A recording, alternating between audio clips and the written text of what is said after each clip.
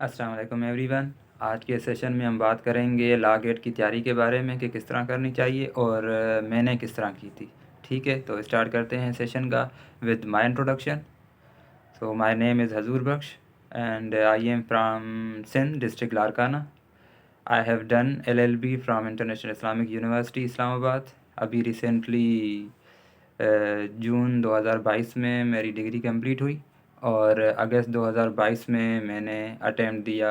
First attempt था law gate का, जिसमें अल्हम्दुलिल्लाह आई स्कोर 94 आउट ऑफ 100।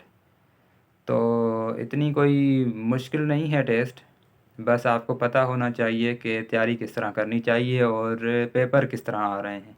ठीक है, जहाँ तक बात है सिलेबस की, तो वो तो डिफाइंड है, सबको पता होगा। हर सब्जेक्ट के वो सेक्शंस या उनके चैप्टर्स या कौन से, जिस तरह CPC है तो उसके कौन से ऑर्डर्स हैं और कौन से सेक्शंस हैं, वो डिफाइंड है। तो इसमें तो किसी को भी कोई एम्बिग्यूटी नहीं होनी चाहिए कि सिलेबस कौन सा है और कहाँ से क्वेश्चंस आएंगे। ठीक है, ये तो सबके लिए क्लियर होना चाहिए। जो जो सब्जेक्ट्स हैं, सिर्फ कानून शहादत है QSO जो फुल है, पूरा है A to Z।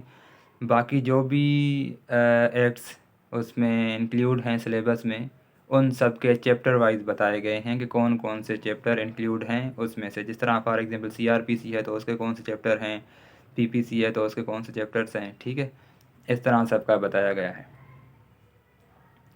तो जहाँ तक बात है कि मैंने किस तरह तैयारी की थी कि अच्छा स्कोर आ गया, या आप लोगों को किस तरह तैयारी करनी चाहिए, तो सिंपल चीज़ है। काफ़ी सारे स्टूडेंट्स तैयारी करते हैं गाइड्स से, जिनमें MCQs होते हैं। वो MCQs पढ़ के रट के चले जाते हैं।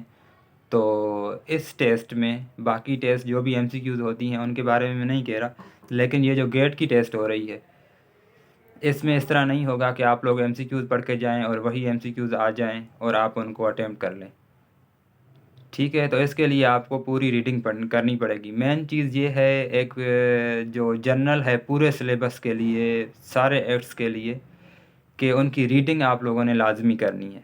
ठीक है, चाहे वो एक्ट्स हैं, आर्टिकल्स हैं, सेक्शंस हैं, ठीक है, रूल्स हैं, आर्डर्स हैं, तो उन सब की आप लोगों ने, आपने जो है ना, रीडिंग लाजमी करनी है।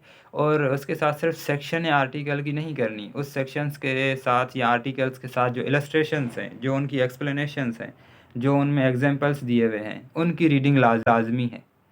अब अगर आप पास्ट पेपर्स उठा के देखें तो 50% क्वेश्चन तो ऐसे आते हैं कि उन्होंने एक पूरी स्टेटमेंट उठा के दी हुई होती है किसी सेक्शन से, या कोई पूरी इलस्ट्रेशन जो है ना दी हुई होती है, और उसके बीच में से दो तीन उसने लफ्ज़ निकाले होते हैं। वो आपके लिए स्लैश बन जाता है, ब्लैंक बन जाता है कि अब इस ब्लैंक को फिल करें।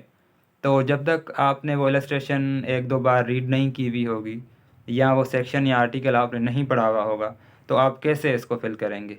और जितना मेरा अंदाज़ा है, तकरीबन 40 to 50% क्वेश्चन ऐसे होते हैं। बाकी क्वेश्चंस होते हैं कि जिसमें उन्होंने बताया हुआ होता है, फिर नीचे फिर 4 ऑप्शंस होते हैं उसके A to D के, इसमें अभी कौन सा राइट ऑप्शन है। तो वो एक अलहदा हो जाते हैं। लेकिन ये जो जिसमें ब्लैंक दिए हुए होते हैं, तकरीबन 40 to 50 क्वेश्चन ये वाले ही होते हैं।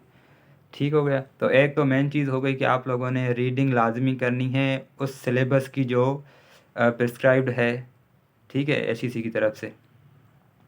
तो ये नहीं चलेगा कि आप किसी की गाइड ले लें और MCQs पढ़ के आप चले जाएं। आपको तैयारी करनी है तो पहले रीडिंग कर लें। MCQs वाली गाइड भी आपकी काम आएगी, लेकिन बाद में। पहले आपने रीडिंग की हुई होगी बेरेट्स की, उसके बाद अगर आप इसलिए सिर्फ वो गाइड गो थ्रू करें कि आपको ये क्लियर हो जाए कि आपकी तैयारी कितनी है और कितना अच्छे तरीके से आपने पढ़ा है और कितनी तैयारी आपकी हो चुकी है। सिर्फ इस चीज़ को कंफर्म करने के लिए आप किसी भी गाइड को जो है ना गो थ्रू कर सकते हैं।